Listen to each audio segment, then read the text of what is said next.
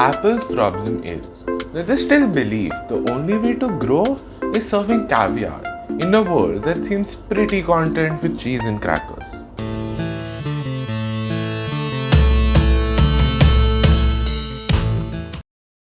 The iPhone 12 lineup marks the beginning of a new generation of iPhones. Support for 5G, a new hardware design, some camera improvements are a significant step away from the iPhone X generation of devices.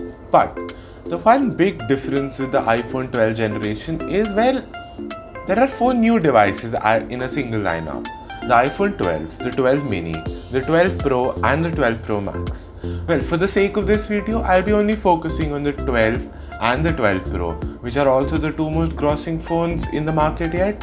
Well, because the mini got discontinued, and if you are needing to watch any review, the Pro Max is certainly not for you.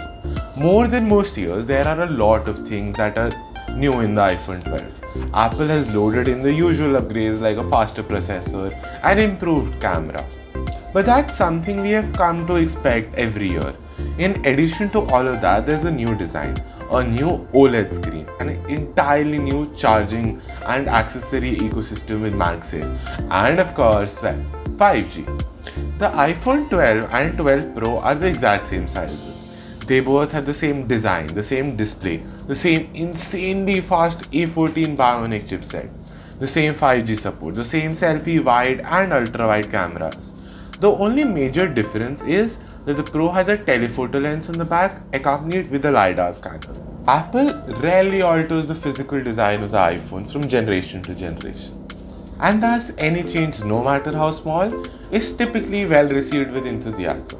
You can chalk up the iPhone 12's new flat edge aesthetic as one of those more modest revisions. Sure, the flat edges look nice enough and offer a much appreciated change of pace from the last several consecutive years of rounded iPhones. Despite all of those flat edges, the seams and the corners are leveled just enough to make it comfortable to hold. The rails on the iPhone 12 are matte finish aluminium, and I prefer them the glossy steel on the Pro models.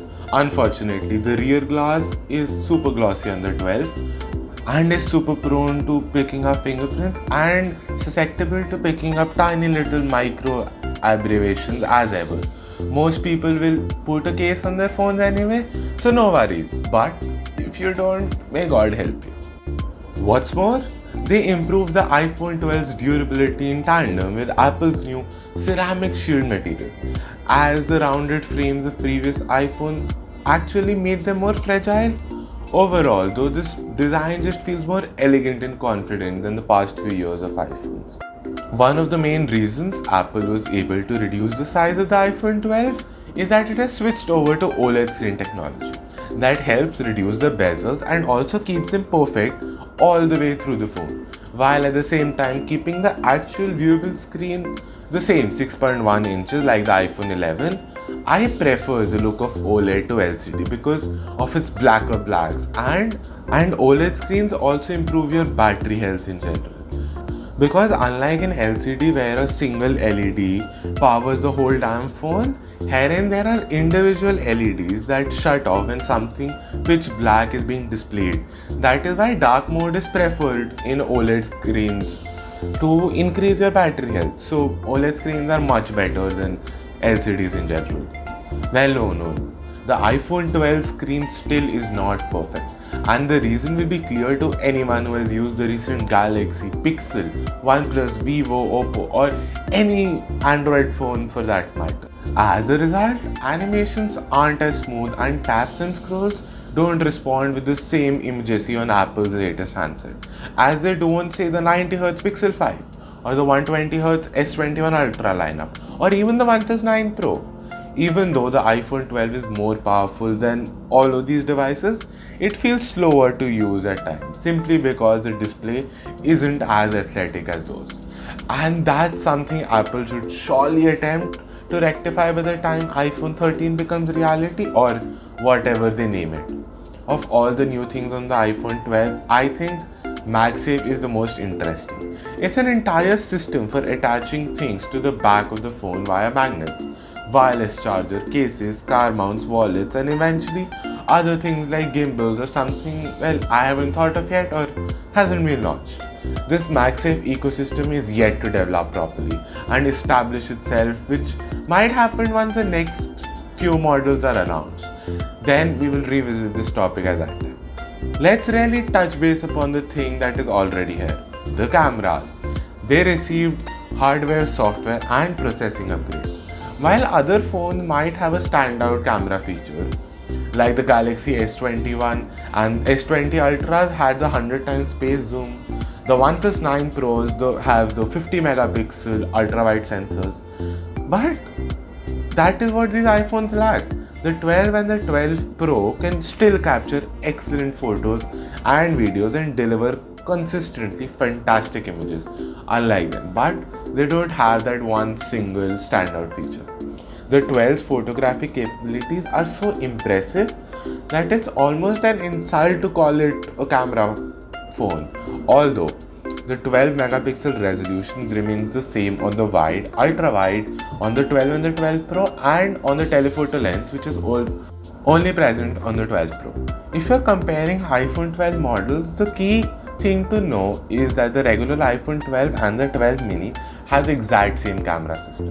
The 12 Pro adds telephoto and LiDAR for low light focusing and in-depth calculations, and some more encoding options for photos and videos. The 12 Pro Max has a bigger upgrade with a larger main camera sensor and has improved image stabilization. But that's about it. If you would have asked me last year, the 11 Pro and the Pro Max were the best camera smartphones out there, period. But I'm not saying that the 12 is a downgrade, but the improvements are just too minor. In general, the iPhone 12 does a better job on the fine detail in regular lighting conditions. It's still like the Pixel signature contrasty look, but Apple seems to be moving in its direction just a little. The iPhone 12 photos seem to finally be stepping back from over-brightening shadows on faces. You will be getting clearer, brighter shots in the very, very darkest conditions. Night mode portraits are one of the major new features, and well, they are worth a try. But the range of lighting conditions where they will look good isn't massively bigger than last year. Many of these software enhancements have also come to the ultra-wide camera, and so its quality has also improved a bit. However, it is a fundamentally worse sensor and lens combo, and you can see grain in the details if you look even a little closely.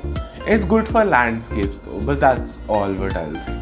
I definitely see a marked improvement over the iPhone 11, but they are not enough to compel you for an upgrade. That does not mean the 12 is not a massively good camera. It is, and the combination of performance, simplicity and just plain good quality continues to impress me. I continue to think Apple's commanding lead in smartphone performance today. This phone is insanely fast with that A14 Bionic chipset, and I can assure you this phone is going to stay insanely fast for a very long time. And that's more important nowadays than that slightly higher synthetic benchmark score today, which mostly all of the Android phones are focusing on. It should not come as any kind of surprise to you that the iPhone 12 and the 12 Pro are insanely fast. The new A14 Bionic chip is built on 5 nanometer processes. Games load fast and there is no lag. Web pages render without hassle, and I'm seeing fewer apps need to reload while I'm multitasking. But in actual day-to-day use, nobody will see any appreciable difference from the iPhone 11, which was and is very fast too. The importance of the iPhone 12 speed isn't that it's fast today. It's likely to be fast even in 3 to even 5 years. The iPhone 12 is the first iPhone in several years that really does feel like something new. But I can't point to any specific single feature that makes it feel that. The 5G is fine, but it's not very well developed anywhere. MagSafe is convenient, but we'll have to see if there's a real ecosystem MagSafe there. The OLED screen is lovely, but no high refresh rate. The new design is elegant and modern. But it is hard to tell you will buy a phone because it's pretty, just because it's pretty. The iPhone 12 is going to be the default choice for a lot of people buying an iPhone this year or even the next year. And it's frankly fortunate that the default iPhone is so good. I think most people should get the iPhone 12 instead of the 12 Pro. But I also think if you have an iPhone that's working for you just fine, there's not a must have gotta get it feature here to compel you to upgrade. That's how default phones work. When you need one, you get one. And it will be way better than what you're using. When you don't need one, don't. But who is the 12 Pro for then? It just looks cooler than the regular iPhone 12. And some people value that. Just like some people value a telephoto lens, the ability to take portrait photos at night, the LiDAR AR trace. Does any of you? If you do, then the 12 Pro is for you. At the end of the day, I really don't think the 12 or the 12 Pro are really very good upgrades. If you have an iPhone 8 or lower, you will love the new design, the speed, the cameras and everything there. But if you're already using an X or an XR, the 10 or the 10R, wait. Don't just get ready to upgrade yet. Because the iPhone 13 or whatever it will be called might just bring out some better features and a better thing for you to upgrade to. That was all for the review of the 12 and the 12 Pros. I know this was a bit of a long one, but again, they are the iPhones by Apple. If you have watched it till here, thank you. Hope you found it helpful and informative. That's all for this video. Stay safe. Peace out.